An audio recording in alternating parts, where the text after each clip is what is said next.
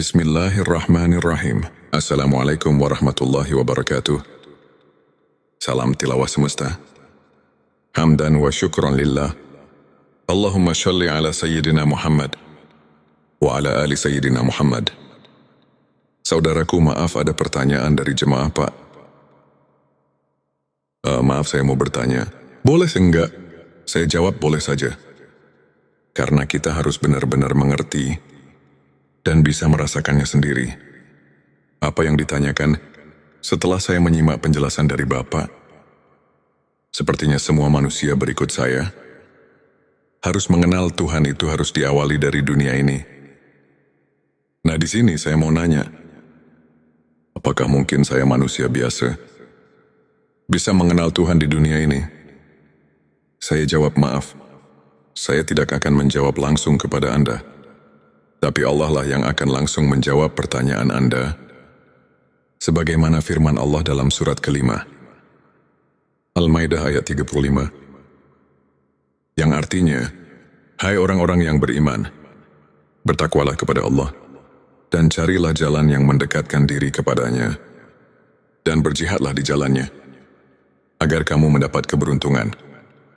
Dari ayat ini sudah jelas bahwa Tuhan menunjukkan kepada seluruh manusia yang ada di dunia, ini terutama kepada orang yang mengaku iman kepada Tuhan, bahwa kita selaku manusia yang sudah mengaku iman, harus sekeras mungkin untuk mencapai wasilah, atau jalan untuk taqarrub mendekatkan diri kepadanya. Juga di dalam ayat lain, Tuhan telah berfirman, sebagaimana yang tercatat di surat ke-84 ayat 6, yang artinya, hai manusia, sesungguhnya kamu telah bekerja dengan sungguh-sungguh menuju Tuhanmu, maka pasti kamu akan menemuinya. Sebelumnya silahkan bersolawat terlebih dahulu, agar terus terhubung dengan Nur Muhammad dan hakikat Muhammad, dan tentu saja, mari kita lanjutkan kebiasaan baik kita di sini. Silakan tulis solawat terbaik Anda yang sudah biasa Anda gunakan sehari-hari di kolom komentar. Sebagai bentuk kecintaan kita kepada Rasulullah Shallallahu Alaihi Wasallam, karena siapa yang bersolawat 1 kali, Allah akan membalasnya dengan 10 kali lipat rahmat dan keberkahan. Masya Allah, betapa besar nikmat yang Allah berikan hanya dengan bersolawat. Hadirin yang dirahmati Allah, kalau kita kaji dari ayat ini, mungkin kita bisa pahami, juga mengerti, karena ayat ini Tuhan memerintah kepada seluruh manusia, khususnya kepada yang iman kepadanya. Di sini ada kalimat himbauan kepada seluruh manusia, bahwa kita harus tabu, nafsi memeras keringat untuk berjumpa. Dalam hal ini mari kita tanya diri kita masing-masing, apakah kita mau berjumpa dengannya? Apa tidak itu tergantung kita masing-masing.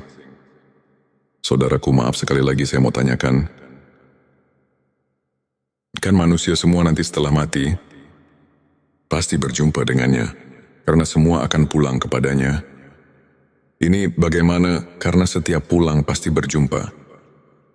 Itu benar kalau dipikir dengan logika, tapi kita harus mencari bukti kebenarannya dari ayat atau hadits yang khoti, supaya bisa dipertanggungjawabkan. Karena ini urusan akidah yang harus benar-benar nasional dalilin, sesuai dengan dalil-dalilnya dari Allah dan Rasulnya. Tapi kami menemukan salah satu hadits Sahihul Bukhari. Di situ ada keterangan yang berbunyi. Hadis ini diriwayatkan oleh Anas bin Malik. Anas bin Malik mendengar perkataan Mu'ad bin Jabal.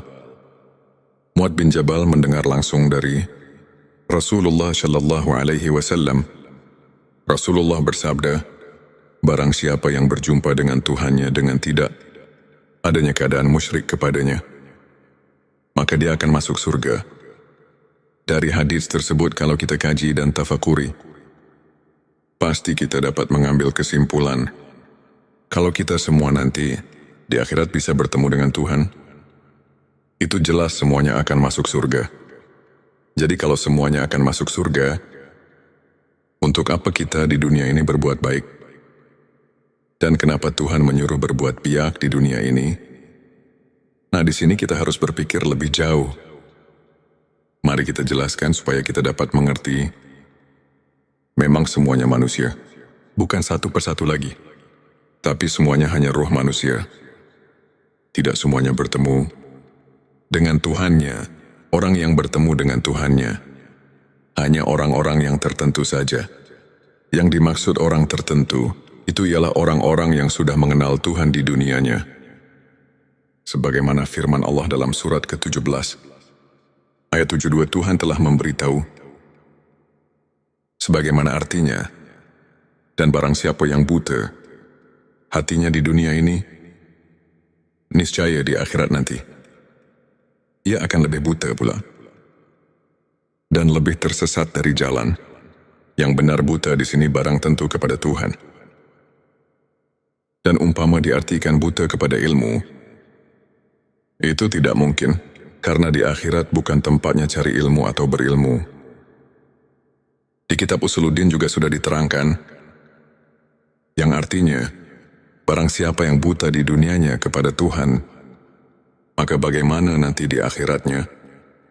Nah, di sini sudah jelas dan kita pasti bisa mengerti. Nah, jadi inilah yang kita harus takuti. Atau apa yang dikatakan haus. Nah, dan sekarang saya mulai mengerti. Bolehkah bertanya lagi? Bagaimana caranya untuk kita bisa bertemu dengan Tuhan? Di dunia ini, saya jawab memang ada caranya. Tapi yang penting harus ada keinginan dahulu. Dari hati yang tulus. Karena ini bukan pekerjaan yang mudah. Ini memerlukan tarekat-tarekat tertentu yang harus dijalankan. Kalau keinginannya masih lemah, barang tentu tidak akan berhasil, sebab ini memerlukan tabu nafsu, memeras keringat, sugrul kolbi, semangat dorongan hati, dan sidatul hisab, kuat perhitungan.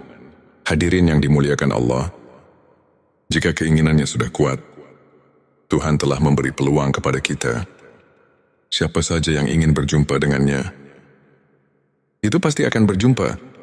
Sebagaimana firman Allah yang tercatat di dalam surat ke-18, ayat 110 yang artinya, barang siapa yang mengharap perjumpaan dengan Tuhannya, maka hendaklah ia mengerjakan amal yang soleh, dan janganlah ia mempersekutukan seorang pun dalam beribadah kepada Tuhannya. Saudaraku, sebelum kita akhiri video ini, jangan lupa untuk menuliskan sholawat terbaik Anda yang sudah biasa Anda gunakan sehari-hari di kolom komentar, agar keberkahan semakin mengalir dalam hidup kita. Dan jangan lupa juga untuk like, share dan subscribe, agar semakin banyak orang yang mendapatkan manfaat dari video ini. Semoga Allah selalu merahmati kita semua. Amin ya Rabbal Alamin. Akhirul kalam. Wassalamualaikum warahmatullahi wabarakatuh.